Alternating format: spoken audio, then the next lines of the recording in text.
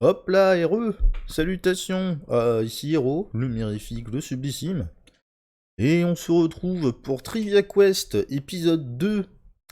Donc pareil, comme je disais la dernière fois, mais moi c'était juste avant, il y a quelques secondes là. Euh, Fais ton épisode, fais tes questions avant, ou alors on le fait en même temps, peu importe. Euh, Moi, je lis les questions, je réponds dans la foulée et on a la réponse immédiatement. Donc, si tu veux te laisser le temps de le faire, de machin, du bidule.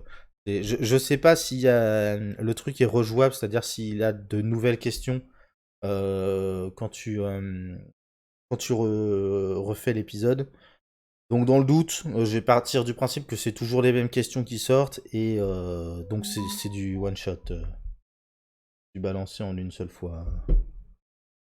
Je suis prêt. Épisode 2. J'ai lancé. Donc Netflix présente. Salut les cracks, je suis Toupie. J'ai besoin de votre aide pour libérer mes amis du méchant Groki. Il suffit de bien répondre aux questions au cours de notre aventure. Bienvenue à Trivia Quest. Hop là. Et c'est parti. Pop FM. Bien. On va parler musique aujourd'hui, ça va être cool. Pas aujourd'hui dans cet épisode, mais voilà. Quel guitariste légendaire a interprété l'hymne américain au festival de Woodstock? Van Halen, Slash, Harrison ou Jimi Hendrix. Guitariste légendaire. Ah, je dirais Hendrix, hein. Allez hop, c'est parti. Bon, on fait en normal et ensuite on le refait en difficile. Par contre.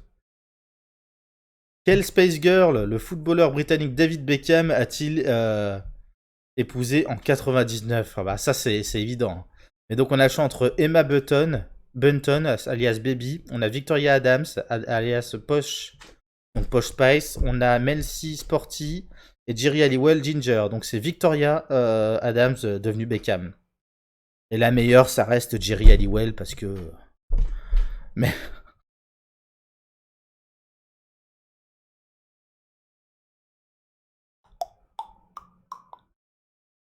Quel artiste a la résidence à Las Vegas la plus rentable de tous les temps? Shania Twain, Céline Dion, Cher ou Jennifer Lopez. J'ai bien envie de dire que c'est Shania Twain. Eh non, c'est Céline Dion. Ça perlote.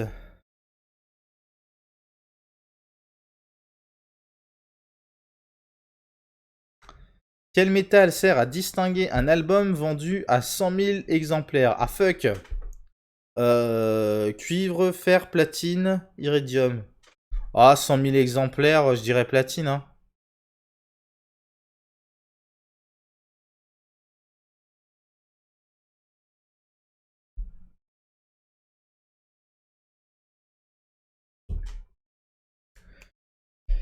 Dans quel pays ABBA The Museum a-t-il attiré plus de 1,5 million de visiteurs?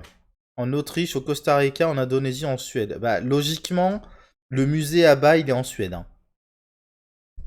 Et c'est parti. Donc, ouais.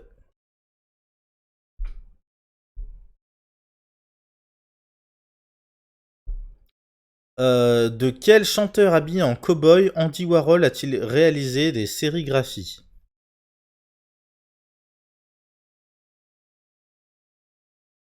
Presley, Lennon, Jagger ou Morrison? Je vais dire Presley. J'ai pas de... Allez, Presley. Allez, ouais. Ouh. Ah, très bien.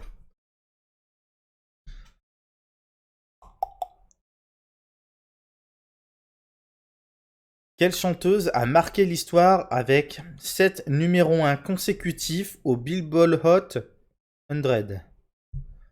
Paula Abdul, Cyndi Lauper, Whitney Houston, Pat Benatar. Pas de Benabar. J'ai bien envie de dire Cyndi Lauper, moi. Eh non, Whitney Houston, dommage.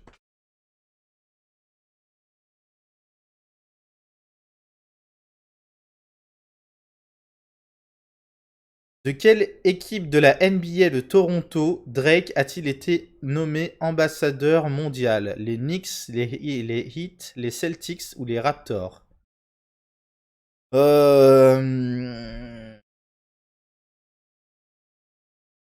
Allez, les Raptors. Les Knicks, les Raptors. Les Raptors. Ouh, trop bien. Oui, Drake, les Raptors, ok, ça se tient. Quel album contenant le tube Beat It a-t-il été le plus vendu aux USA en 83 et 94? Alors, Beat It, si je dis pas de bêtises, il est pas sorti sur Thriller. Il est sorti sur Thriller, hein. Il est sorti sur l'album Thriller, c'est bien ça.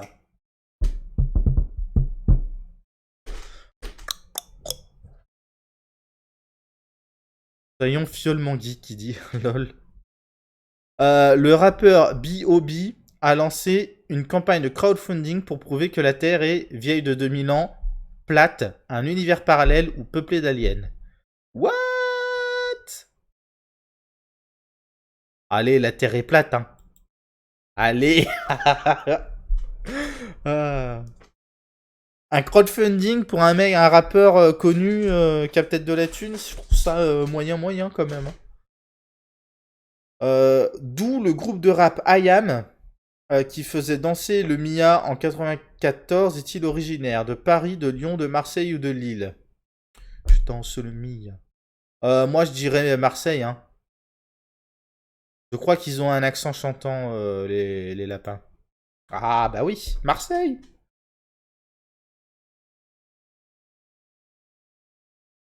Un 94, c'est vieux. Pour 120 000 euros, 120 000 dollars, pardon, Ja Rule a vendu un NFT du logo de quel événement désastreux de 2017? Le Flames Festival, le Fire Festival, le Fail Festival ou le Foxy Festival? Allez, le Fail Festival. Non, le Fire Festival. Bon, ok, on le saura. On le saura. On branle, mais. Ok, j'ai fait beaucoup de fautes cette fois-ci, c'est un peu moyen. Yes.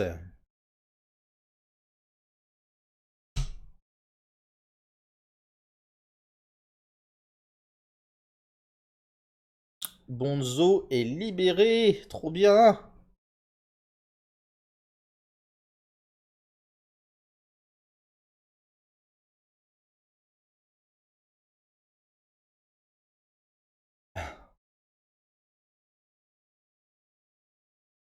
Allez hop, on se le refait en mode difficile.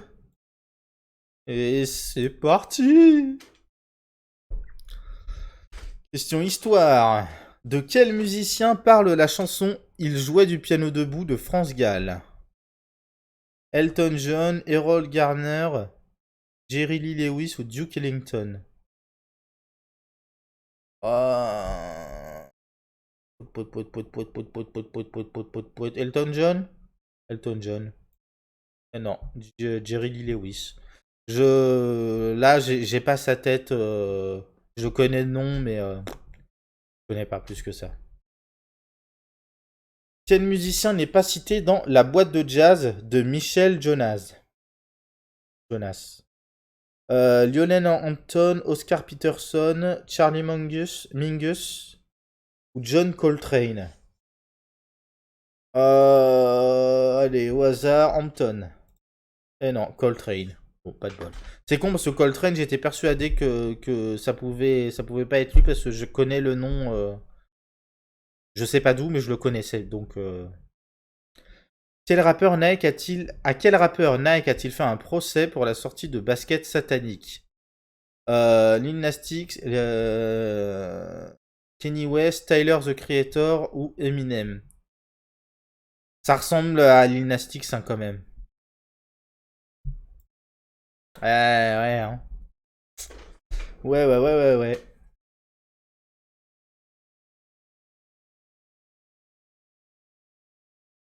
Voyons si tu es un maître de l'univers. Par le pouvoir du crâne ancestral. Reach for the Stars de will.i.am a été la première chanson diffusée sur Terre depuis Pluton, la comète de Halley, Mars ou Saturne. Allez, Mars. C'est le plus logique.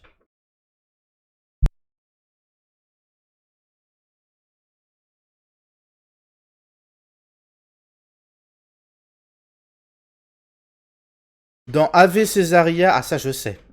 Stromae rend hommage à Césaria Evora, chanteuse emblématique, alors du Cap-Vert, de la Barbade, de la Martinique ou de Cuba. La Barbade c'est Rihanna,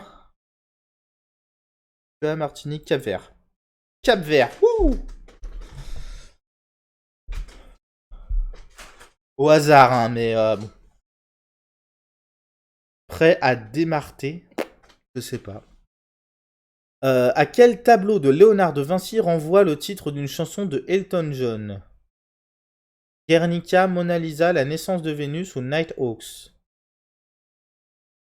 Ah bah c'est con, c'est tableau de Vinci, c'est Guernica là-dedans.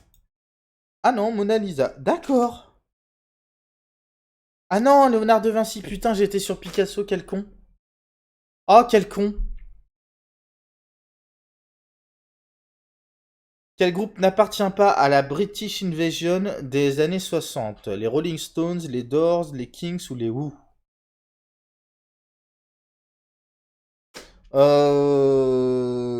Je dirais les Stones, ça paraît plus vieux que... Enfin, plus récent que ça. Ah non, c'était les Doors, ok.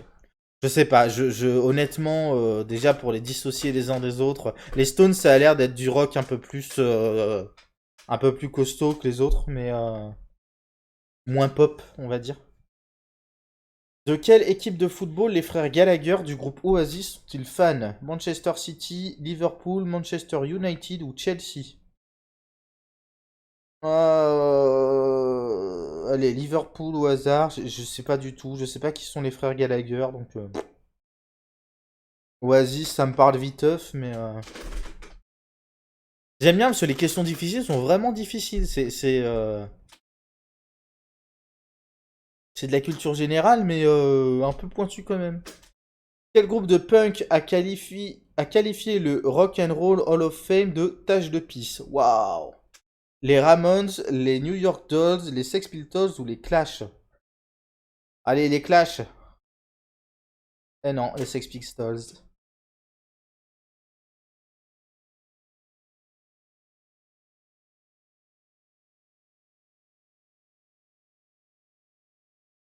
Qui a composé la bande originale du film Subway? Un film sur un sandwich? Mais pourquoi? Bill Conti, Alexandre Desplat, Michel Legrand ou Eric Serra? Allez, Alexandre Desplat. Eh ben non, Eric Serra. Ouais, compliqué, hein. Quand tu sais pas, tu sais pas, hein.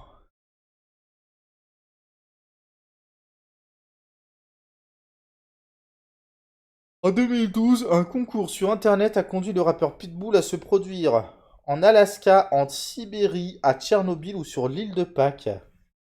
Ah, c'est bon délire ce genre de conneries. Euh... Allez, sur l'île de Pâques. Et non, en Alaska. Bon, c'est nul. C'est nul.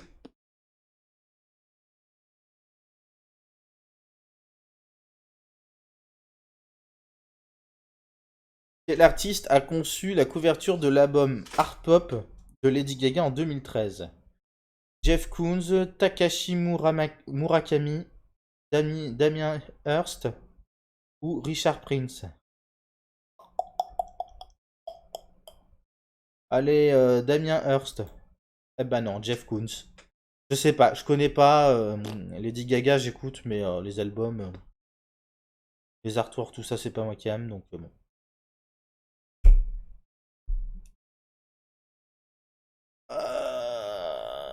Faut plus de points pour libérer Andy, hein. Ah non, pour libérer tout de suite le personnage de l'épisode suivant. Ok, bon, pas de souci.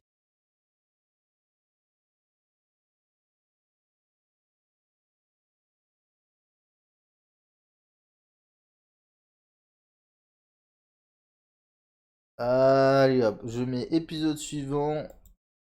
Je mets pause directement. Hop là.